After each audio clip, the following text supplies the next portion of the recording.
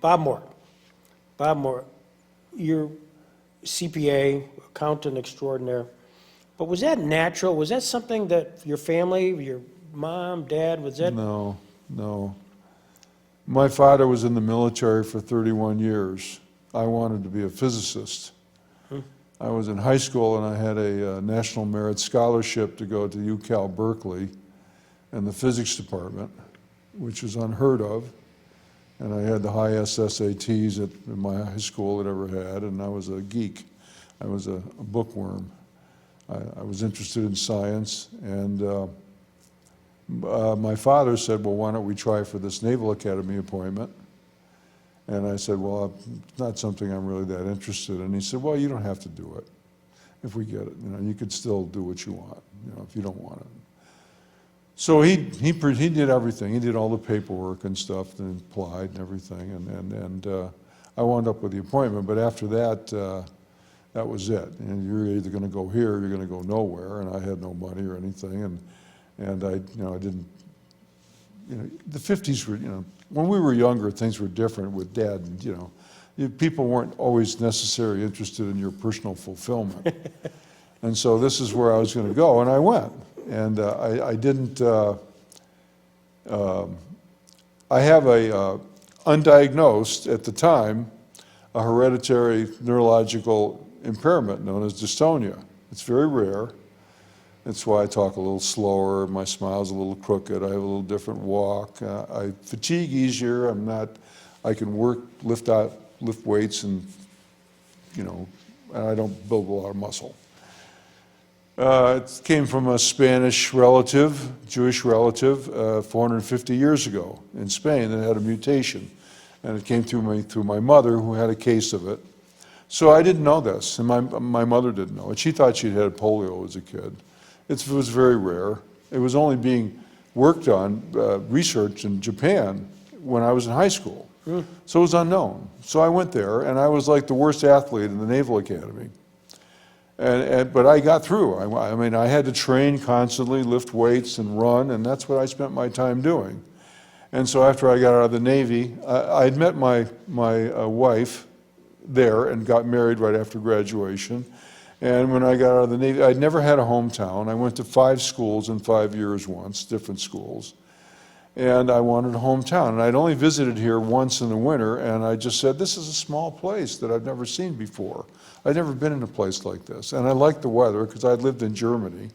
I never liked the desert. I spent 9 years in Albuquerque and Las Vegas, and I like trees and ponds and a town where people can walk in rather than you just get on the freeway and drive somewhere and get off. And this is actually a place. And so I came back here with her and quickly discovered that there was no such job as junior executive in Jamestown. You're either going to be a production guy, you're either going to be a sales guy, or you're going to be a finance guy. And so it was tough. It was not a good economy. I was unemployed for a while. I worked for Burroughs for a while. And then I'd met a lot of accountants on the job and decided that they were the ones who knew what was going on, and they were calm. And I didn't want to be a production guy, and I didn't want to be, I felt completely unsuitable as a salesperson, and I still am. My joke is that I couldn't sell a free glass of water to a man dying of thirst in the desert.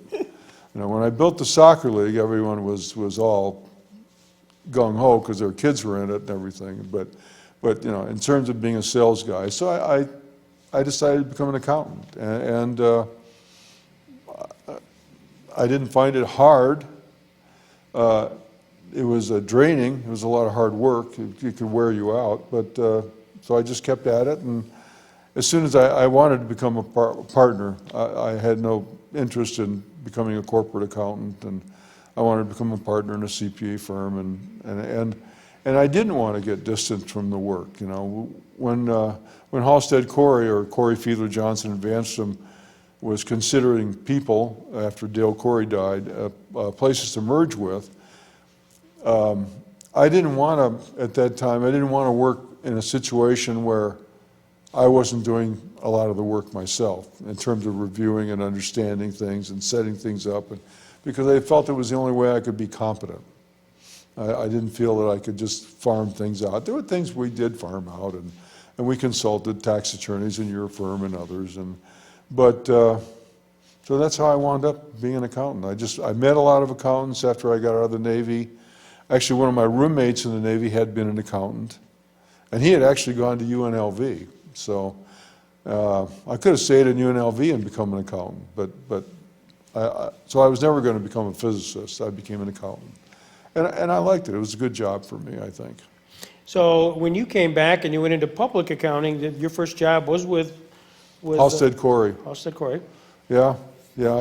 I went back. I already had a degree in engineering and a minor in physics, which weren't going to do me. So I had to take accounting courses. I took accounting courses at JCC in Fredonia, and took all the courses I needed to become a CPA, and then applied to Halstead Corey. My wife was pregnant at the time with my second child, my son, and he was due the day of my graduation. So unlike a regular college student, I was older, and I went to see Halstead Corey and Lloyd Seidman at the time, and Halstead Corey hired me. And at that time, Dale had passed away by then? Oh, no, Dale was 49, and Bob Halstead was 61 at the time. Okay. Dale didn't pass away until 1985 when I left. Okay. So there you are, you're a young accountant with Halstead Corey. How did your world connect with the Resource Center? Were they an account? They were an account. Yeah, they had, I think they just started with Michael Raymond. They did a lot of, Halstead Corey had really a lot of good accounts, a lot of large not-for-profits, JCC, a lot of school districts. And so I think, I wasn't there right when they started, because I think they were incorporated in 76 or so, or 75, something like that. And the first accountant who did, now, here's another thing. I had met Rebecca Brummagem at Fredonia, who was taking courses there, and she was a year behind me in terms of the courses. And I went to work at Halstead Corey, and then a year later she interviewed there, but they didn't hire her. They hired Matt Oram. His mom was a client of the firm, and they knew him. But they sent her down to the Resource Center, and she got a job down there. And a few years later, she was a little unhappy with the guy who was working on the job, because the place was growing like mad. And she was expressing concerns with him about things that internal control and whatnot, and he wasn't responding. And so she knew me and talked to me, and I talked to Dale at the time, and this is probably around 81, 82, and this is right at the transition when they were going from the old offices on Jones and Gifford down to 2nd Street. The old Caprinos building. Yeah, and so I got assigned to the job. I wanted to get more work because I wanted to be a partner, so I just grabbed more work. And I thought it'd be an interesting place, and I believed in what they did. And so I started working on the job, and then started working on the things that needed to be changed. There were things that needed to be changed back then. And I knew you couldn't push really fast, so I pushed, but I tried to persuade people, and they came along over time. Give me some examples. Well, the major building of all the stuff, all the homes and all these things happened before I started. And I think 81 or 82.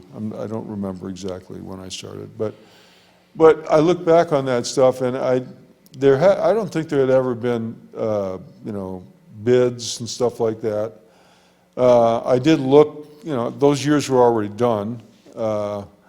And so I started talking to them about bidding, okay? Yes, okay, you got a good deal on this building, but, you bought it from a board member. You know, you have to be careful about these things. And the guys who were on the board at the time were older guys who had come up in a simpler time, and they weren't aware of this stuff. They weren't unreceptive to it, but you know, you always felt like, you know, I'm pushing things a bit here, but I did. I also had a situation on rehab, Chautauqua Rehab, which is now Support. At the time, they owned assets that they rented to the Resource Center, buildings and also vehicles, leased the vehicles. Well, on the board was a building developer who was trying to sell them buildings, and there was also a car dealer who was trying to sell them vehicles. Well, this is like, you know, you're on the board, come on. You know, you've got to separate from this, you know, you've got to sign, you know. If there are any decisions made on this board about these two things you're interested in, you have to leave the room and don't participate. Well, this is like, you know, unheard of. So, but the next year, they started having conflict of interest forms and stuff like this. And in fact, that was something I talked to Carl Kappa directly across the table about when he was on the board of the Support Enterprises. They didn't have any fixed assets on their books, if you can believe that, at the beginning. Really? Okay, and there had been some recent guidelines on putting, granted, you know, our partners were older. They were World War II guys, and, you know, they were focused on doing a good job and accurately representing a not-for-profit, but basically, Bob Halstead's attitude was the only thing that matters in a not-for-profit is cash flow. No, it has no stockholders, you know. If somebody loans money to it, they know what assets they have. So I had to push for this. And we had this big thing, and we got all the assets on the books, and we started having tags and stuff to control the assets at all the different locations and things like that, and just try to tighten things up. And over time, things got to where they should have been from an accounting standpoint. And as the Resource Center was progressing, and this happened to a lot of not-for-profits, they went from a system of reimbursements by the government where I call it, you spend $1, we'll give you $1, okay? If we said your budget was 100 for this year and we were going to give you 100 and we gave you 100, and you spend 110, tell us what you spent it on, we'll give you the 10. And it was just, we'll give you what you spend. And it was recent because of Willowbrook and all this stuff. This stuff was all really popular, okay? And that system eventually changed. You know, you started getting more things like, this is your budget, this is all you're going to get. But, you know, if you happen to spend more, you can apply for, you know, more. And this is your budget, and we're cutting your admin down to nothing. And so things got more challenging. Because at the beginning, when I started, the joke at the board meetings was the programs made money and the manufacturing place lost money. And now we have a situation where everything's much tighter. Years later, you know, programs are much tighter. They don't just give you more money because you spent more money. They'll give you more, sometimes they'll just give you an amount. And if you spend more, that's tough luck. Sometimes they'll give you money with nothing for admin or very little admin. And so it's a much tougher environment for not-for-profits, and the manufacturing situation is much tougher because of the because of the reduction in military spending due to the drawdown of our $2 trillion adventure in the Mideast. Well, and it did, as you mentioned, the Allied Industries was a drag at the early days, and it certainly flipped completely, where Allied and Greg Bender's led organization was really the golden goose. It really carried the organization for quite a while financially. We'd have years in which you know, the manufacturing operation would make, you know, $1 million or more, you know. And then, so it made up for the losses in programming. So, but that's no longer true, and they've had to tighten things up. Within a few years, Denise Fields, Jones, she had worked for us on the job, and so she got her CPA, and she decided to apply for a job there and became the internal auditor. Well, at one point in time, they hired a controller. He called Denise and I into his office one time for a little meeting, and he said, "We're going to buy Betty Dixon, okay? And we need you to prepare a projection to make so that we can go to, we can push this over." So I worked on it and kind of quietly scuttled it by talking to people. I talked to Paul, and didn't want to see the Resource Center get stuck with this thing, and it's going to turn into a mess. There was also a committee that was formed to evaluate various business opportunities that Chautauqua Rehab at the time could invest in. And some of them were zany. One of them was if you can believe this, and you might remember this, was a company that had nothing but some sailboat plans. What opportunities for sheltered employment are you going to find with sailboat plans? All you can do is actually sell these sailboat plans that already exist, right? This made no sense, so I scuttled that. But I didn't want to come off as a scuttler. But, they were coming up with some but they did try some stuff that I didn't object to, like Andy's Cafe had some sheltered employment things. But Andy's Cafe lost quite a bit of money, and they eventually closed it. So, I thought about this for the last few days, and I'm thinking, people don't want to hear this stuff. But what's important, because I lived it, a lot of this stuff, Bob, as the attorney part of this, and a board member for various parts. But behind the scenes, behind the curtain, and when we got presented stuff at the board level, sometimes it had been vetted, sometimes not. But most importantly, when it came to the finances of the Resource Center, most board members, and I include myself, didn't have a clue how we were getting money, because it was all contract-based. It could be appeal-based. It could be, how do you anticipate, even though you're looking at a financial statement that has a bunch of brackets around it on every column, and at least I would, ask the question, not being steeped in what's behind those numbers, essentially saying, are we doing okay? Are we okay?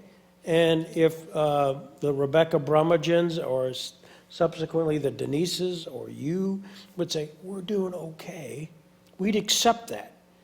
Well, that's why I felt a particular responsibility beyond being an auditor. Correct. Because the standard auditor just goes in and looks everything over and does adjustments and says, here's your report, here's your results, But I was taking on, I knew that there were times when they would put me on some committee or something because I'm a blunt person, okay? My father really had a big effect on me. He was born in 1911. So when I get a job to do, I have to do it right. Mm-hmm. Really, it's very severe opinion in that respect. And I knew that there were times when people were putting me on things because they knew that if I said it was okay, it was going to be okay. But if I said it was okay and it wasn't okay, then they were going to believe that it was okay. And I also knew that the board was just concerned about the overall financial. But I insisted on, or I suggested at my meetings, that they started separating the statements into, this is what you're doing in the, this is what you're doing in the programs, and this is what you're doing in the manufacturing. So that people could see that at some point, and I was telling them at the board meetings, that eventually this manufacturing is not going to, carry the, I believe that there were times when the manufacturing threw off $3 million in cash flow. And, then we'd lose 2 million, and we'd still have $1 million profit, and everyone's happy, but, things change. So, but people become quite as efficient as they have to. And so when the money started winding down from the manufacturing side, I don't think Paul really knew how to trim himself. Paul was a builder. He built the place, and he built it to much bigger than it was when he started. Mm-hmm. The money on the manufacturing side was starting to go down, and the money on the program side was starting to go down, and so I'm really happy that from a standpoint of the resource center not being in trouble and taking over by the state, which has happened to some chapters, that they really got strong. They really got strong in their financial management team, and they really went after all kinds of inefficiencies and things they weren't using, and really tightened up, I'd say, in the last 10 years. Yeah. So, cash flow is important. In the early days, you were working with Rebecca, mm-hmm. who you befriended, and it was a go-go time period with Michael non-stop thinking about means of new programming, writing regulations, writing programs, working with the state.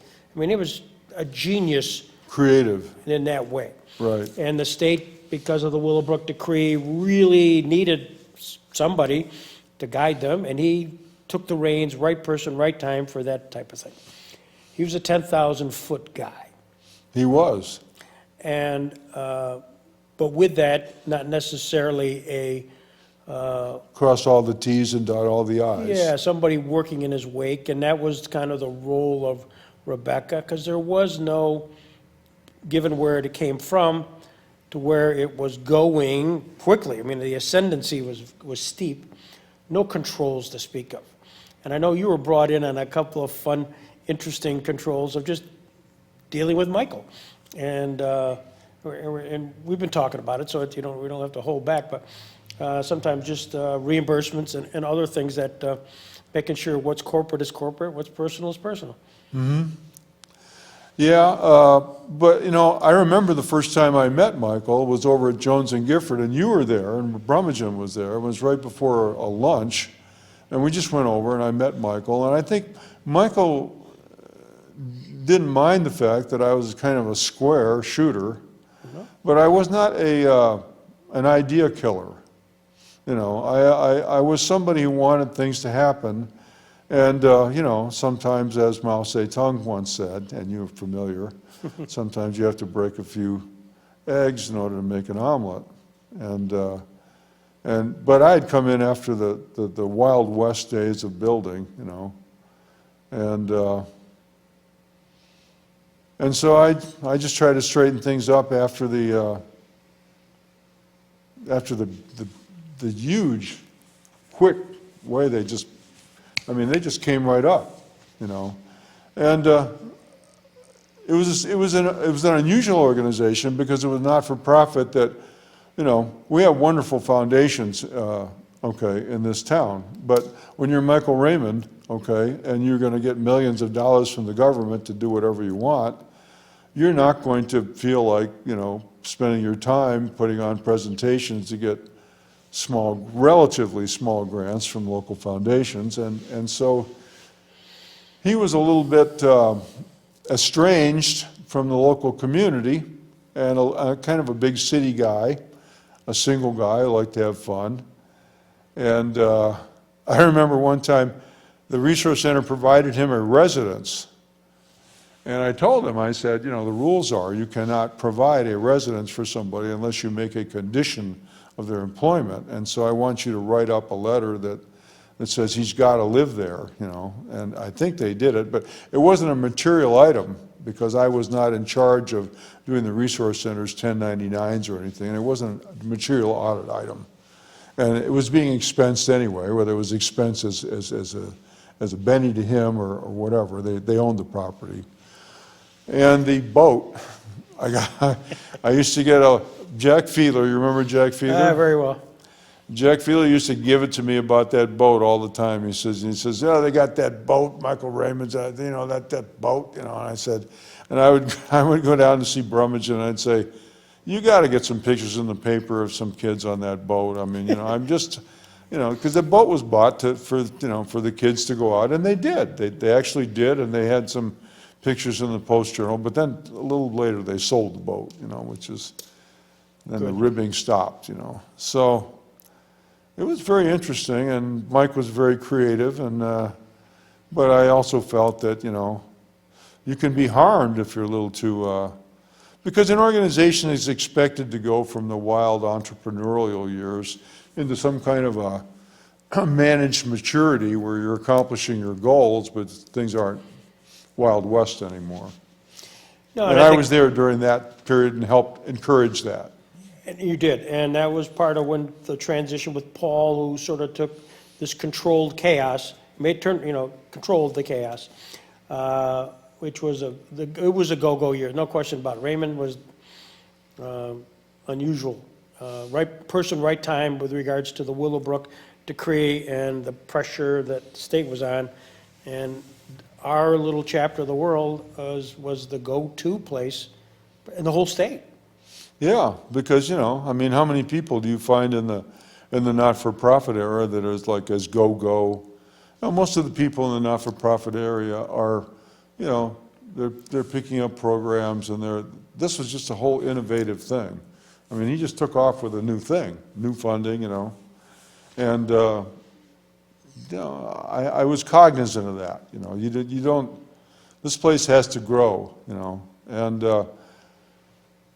When Mike left, and that is one of the times when I had to hold my ground on something, is that I held up the audit until the credit cards that he had taken to Hawaii with his bride were either paid back or the board voted to, let it go. And so, but I had to hold up the audit for a month for that.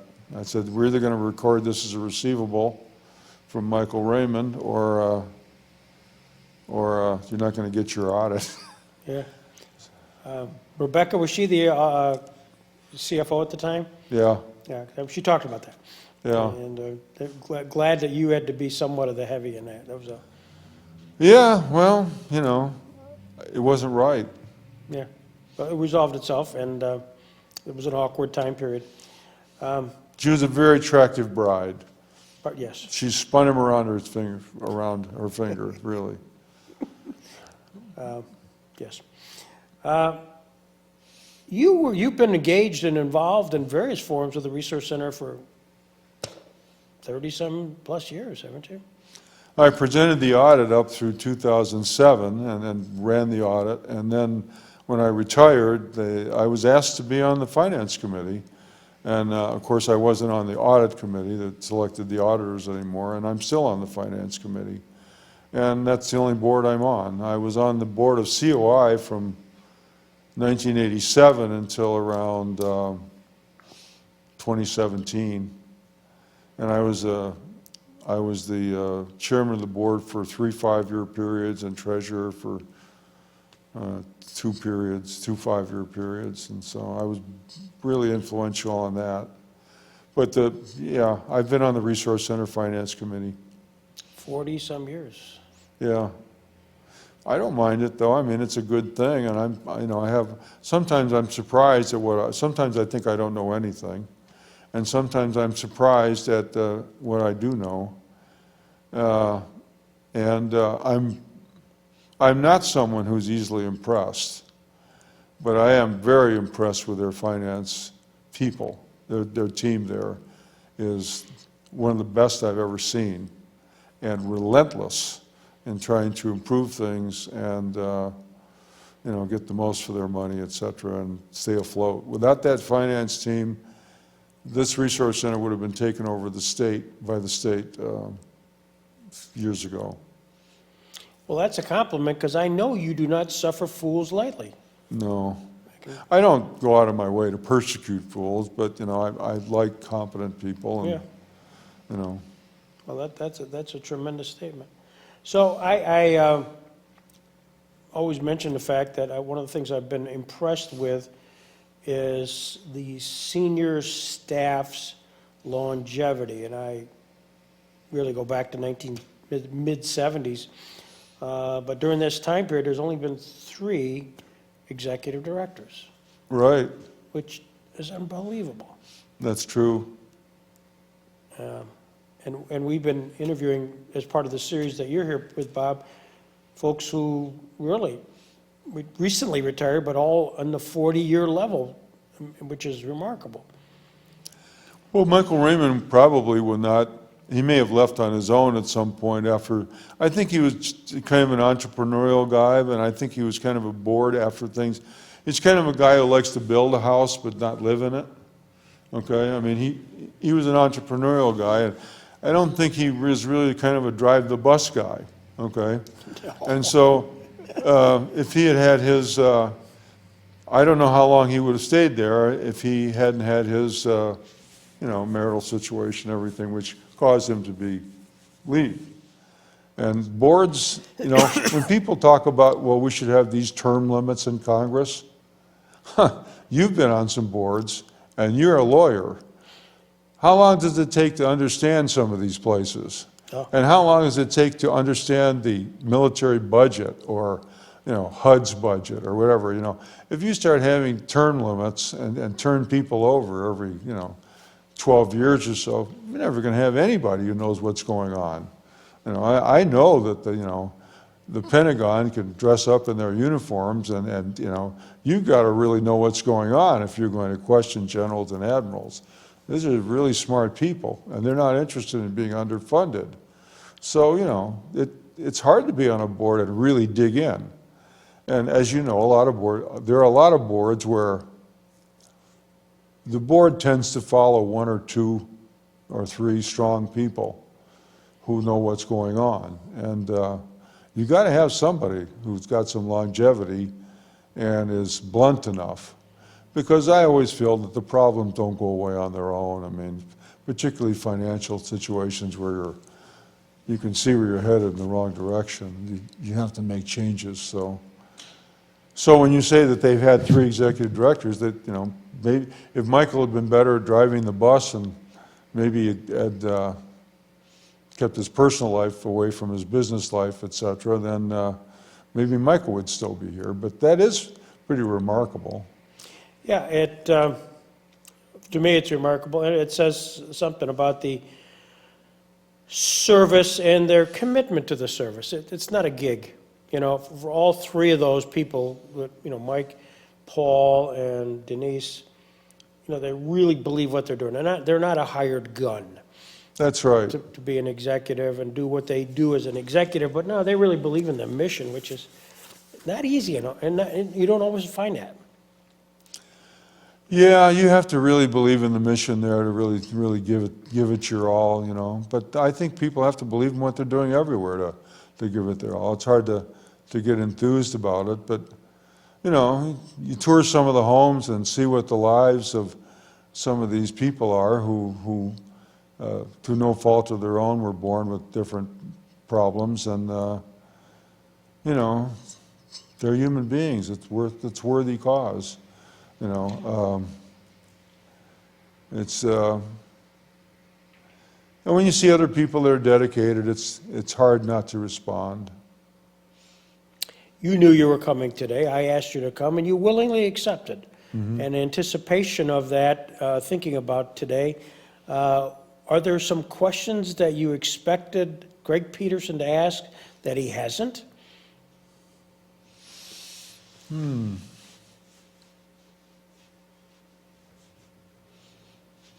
No, I didn't know what you were going to ask. You told me that I didn't have to worry about it, that you would just come up with questions. But honestly, my concern was that since I spent my time there, I wasn't on the board. I didn't consider myself to be like I was the auditor. I mean, I really overstepped my bounds quite often because I thought it was important to do so. in my own area. But I didn't think it was my job ever to tell them what their mission was or anything like that. So I felt that when you interview me, I mean, how are you going to use what I do? Because it's everything I do, everything that I had a major impact on. It wasn't like when I came down to the Jackson Center and I participated in your idea sessions. I wasn't just an accountant then. I was able to come forth with ideas. At the Resource Center, I felt like more like a financial policeman, okay? And you know, the details of being a financial policeman are not, you know, kind of like up with people, or they're more like, you know what I'm saying. I mean, you just listen to this, and I'm thinking to myself, how much of this can they use, you know? You know, I wasn't involved in I wasn't the Michael Raymond guy. I wasn't the visionary, you know.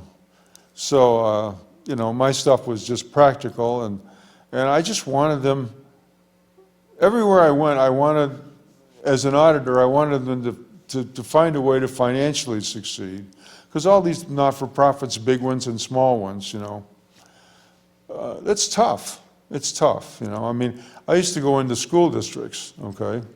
We audited 8 school districts at one time, and in my house at Corey, and I worked on all of them. And we had people from school districts on our boards, and you know, they thought things were easy. And I said, well, you know, I didn't want to say this to them, and I said, but you're in a school district. You know, you don't have to go out and get money. You don't have to apply for programs. Somebody collects the money and they give it to the school. And even if they vote down the budget, you still get to run the school. You still get the money for the teachers' salaries and everything. And you know, maybe they eliminate the buses or the lunch program or sports or whatever, but you still get to run. Somebody gives you money. You don't have to go find money.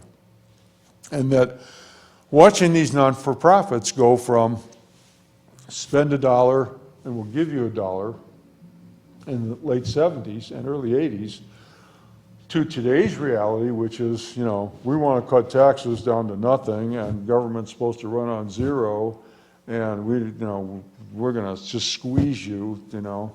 I liken it to like all these not-for-profits that government funding. I think of them as like a man in a swimming pool standing on his toes with his just lips out of the water trying to breathe. They're all right on the verge, you know, of, you know, not having enough. And I think that creates a lot of strain, okay? I think that could be eased up a little bit, you know. I think they've really gone too far in this, what's the name of that guy? Grover Norquist. Yes. Starve the beast will be eventually seen to be a bad thing. You can starve the beast a little too much. Because they do good things. Their people are not overpaid. They work hard, they're dedicated, and they're not dealing with perfect machines, perfect raw materials coming into a factory with perfect design and great quality control. Whatever they are, they're dealing with people who have problems. And one person with a problem can be more complex than a factory product, which is, you know, it's a lot different than being in business, you know. So to apply business standards, you have to be business-like to survive, but to apply business standards to a not-for-profit it's not the same. Yeah. And I'm a liberal anyway, so I'm one of those old boomer liberals who are like, you know, ruining the world right now or whatever. It's a worthwhile place. I mean, the soccer league was worthwhile, COI was worthwhile. I never got on a board where I was just going to be window dressing, because I can't be window dressing. You know, I got a big mouth. So, you know, if things are goofed up, I'm going to just, you know, I'm not going to be cruel. I've heard, Marie Karuba told me that when I was young, being from the military and being very direct, and I also have Asperger's, so I have a high IQ, but I have Asperger's. I'm autistic. I'm very direct, very blunt. You know, I'm not political. And so Marie Karuba said the first time she met me down there, she was afraid of me. So I had to learn to be, you know, much more Wilford Brimley-ish, as, kind of get Not people. everybody's going to understand that. If you know get that. people people probably don't know who he is if they're younger, but you had to get people to relax if they're going to tell you something. Instead of saying, well, how did you do this, or why did you do that? You have to say, could you help me figure this out? And I had to learn a lot of those things. But Halstead Quarry was a great place to work. You mentioned about being a professional. The guys who left Halstead Quarry really quickly, I was there for 10 years and became a partner. You think you've learned it all in 3 or 4 years if you're very aggressive, but you learn so much more about how to tailor your advice to particular organizations and families, okay? Because, some dogs run really fast and some dogs run like they only have 3 legs. And the ones, if you pull too fast when they have 3 legs, just fall over, and that doesn't get you anywhere. So sometimes you have to ease somebody along, and just, they can't go faster than they can. But looking back on it, I enjoyed it, frankly, I enjoyed the clients and I enjoyed my staff the most. They really were fun. Partners always, have their own thing with each other, but I felt like I felt I had a job where I could be honest.